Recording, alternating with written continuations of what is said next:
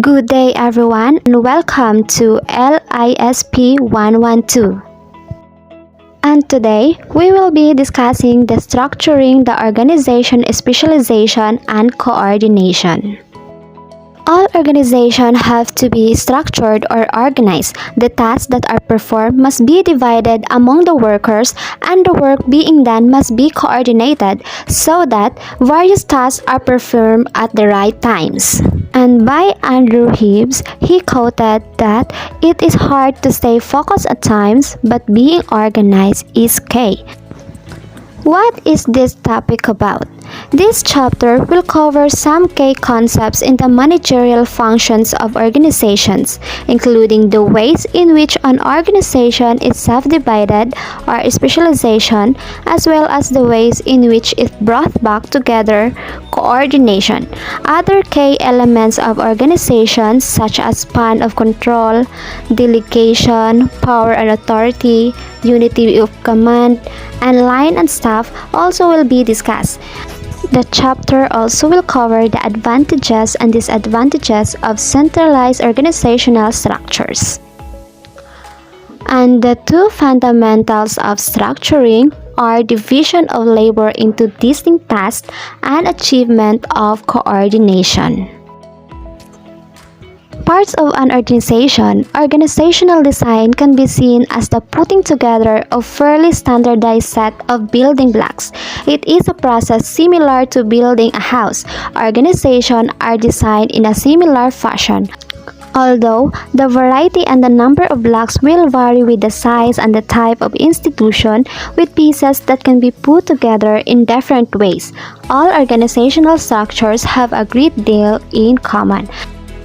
Henry Mintzberg has 5 basic elements of organization. The first one was the strategic apex, the second was the midline, the third, operating core, the fourth is the technostructure, and the last was the support staff. So, what is strategic apex? In strategic apex, it consists of the organization's top management and it's responsible for the all functioning of the organization. And when we call the middle line, it is composed of the mid-level manager who coordinate the activities of the various units. Then, the operating core, which is made up of the workers who carry out the missions of the organization, and the technostructure, which consists of those units that provide the organization with technical expertise.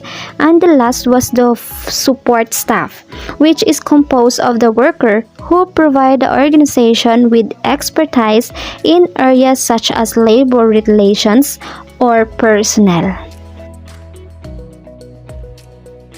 Always remember, although some small organizations do not contain all Mintzberg categories, most larger ones do, although the size of each component in relation to the other varies according to factors such as type and complexity of endeavor, age of the organization, and its size. Here are the example of Mintzberg model of the organization. Methods of departmentalization. In the past, organizations have traditionally used 5 methods to establish departments: function, territory, product, customer, and process. In addition, libraries have developed 2 other methods to establish developments, such as subject and form of resources. So, methods of departmentalization are the following functions. So, what is function? The functions such as circulation, reference, acquisition, cataloging, and managerial historically have been the basis of library organization. And let's proceed to the territory. So, what is territory? Territory in industry that operates over a wide geographic area. All activities in a designated geographic territory are commonly grouped together and placed under the direction of the manager. Then let's proceed to the product. Organization by product is particularly useful in diversified industries in which the productions of one product is sufficiently large to employ fully specialized facilities. In customer, libraries often use the same structure. A process, it is a method of departmentalization worker are grouped together based on the process or activity. A process is a set or collections of activities that take more than one kind of input and that taken together produce results of value to customer. The hierarchy within the structure of an organization, specialization exists in two dimensions. We have discussed the specialization found on the horizontal axis, and it is the grouping of tasks into departments and subunits. On the other hand, vertical axis contains a different types of specialization, the structuring of authority. So here are the examples of the vertical and horizontal specialization within the libraries. And sub-departments are assigned various tasks. Primary and secondary units of organization emerge. Primary organizational departments have numerous tasks and broad responsibility, whereas secondary or sub-departments have specific tasks and limited responsibility. Authority flows from the primary to the secondary manager. The scalar principle requires that there be final, ultimate authority and that line of authority descend to every subordinate position. The clearer the line of authority, the more effective the organization, performance, and communication. Henry Fayol described that scalar principle as the change of supervisor ranging from the ultimate authority to the lowest ranks. The line of authority is the route followed via every link in the chain by all communication which start from or go to the ultimate authority. What is power and authority? The words power and authority are sometimes used interchangeable, but these terms are not synonyms. A person may possess power but still not necessarily possess authority. And here are the further explanation that authority in the legitimate right of a supervisor to direct subordinate to take action with the scope of supervisor position. Authority flows down the vertical chain of command within the organizations, while power is the potential ability to influence the behavior of others. John French and Bertram Raven has 5 types of power.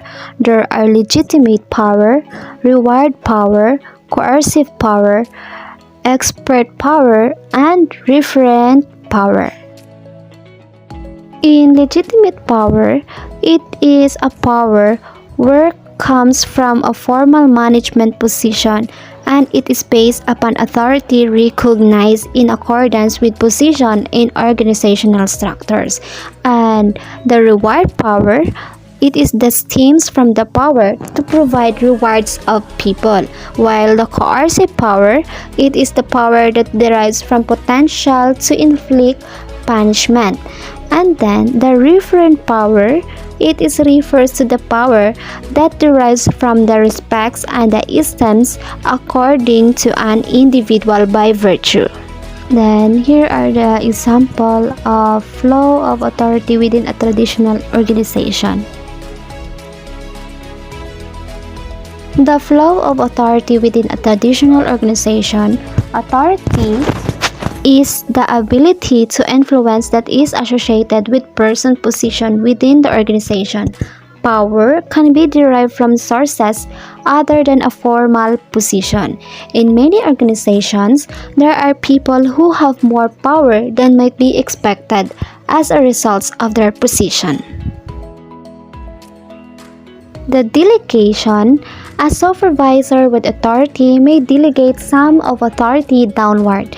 Delegation is the transfer of authority within prescribed limits. Centralization and decentralization. In highly centralized organizations, authority is concentrated in the highest echelons of hierarchy. Almost all decisions are made by those at the top. These types of organizations have been termed command and control organization because they were structured to centralize both the command and control of the organizations in the rank of the top management. And the major advantage of centralization is that it offers the highest means of coordinating decision making in the organization. Managers have a great deal with control over the decisions that are made because only a small number of managers are permitted to make them. In decentralized organizations, the authority to make decisions is pushed down the organizational structure. Decentralized organizations are often described as participative because they allow for greater employee participation in decision making. Decentralization has three advantages. The first, the decisions to be made in many organizations are so numerous that if they are centralized, the manager may be overwhelmed by amount of decision making that needs to be done. The second advantage of the decentralization is that it permits organizations to be more responsive to local conditions because the transmission of information for decision making takes time. A decentralization organization is able to make more timely decisions. And the final advantages of decentralization is that it serves as stimulus to motivation. An organization that wishes to attract and retain creative and intelligent people is better able to do so when it permits them to considerable power to make decisions. The unity of command, a classic management principle that provides clarity in the vertical hierarchy, is that of unity command.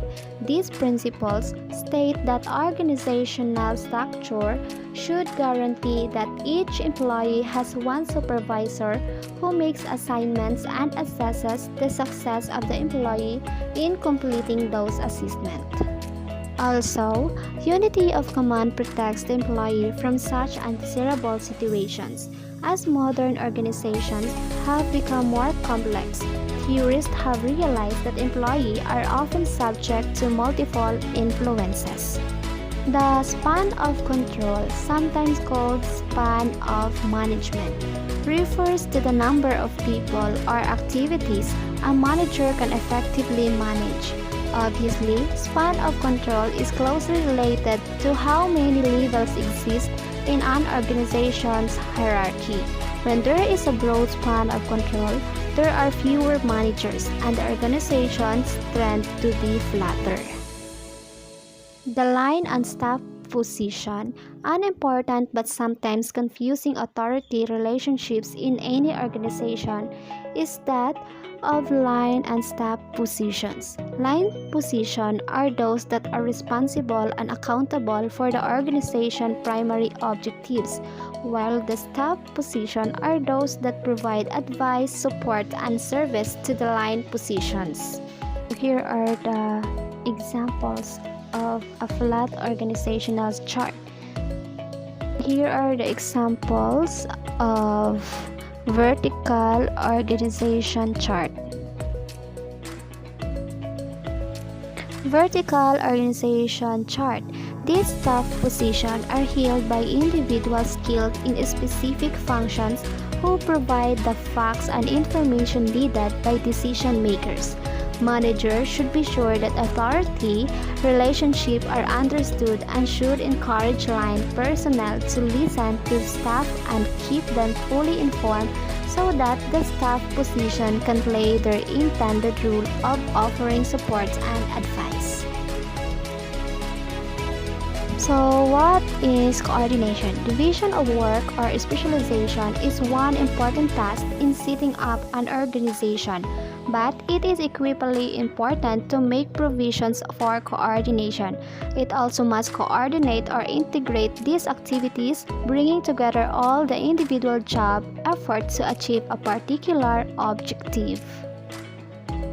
Coordination. It is sometimes hard for managers to strike the right balance between too much and too little coordination between departments. If there is too little, each department will focus inward on its own responsibilities.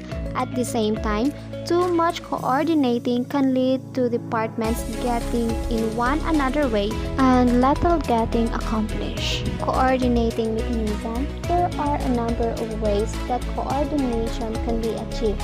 The vertical hierarchy is the primary means of providing coordination and integration because the power and accountability associated with the hierarchy helps ensure that all parts of the organizations work compatibly with one another. In similar fashion, the organizational manual serves as coordinating mechanism by specifying the activities that are to be conducted in each unit. The functional statements in the manual are designed to ensure that all work is covered and that separation of the overall duties and functions provides the mix necessary to achieve organizational objectives. Henry Mintzberg provides another viewpoint of coordination. He identifies 5 mechanisms that explains the fundamental ways organizations coordinate their work.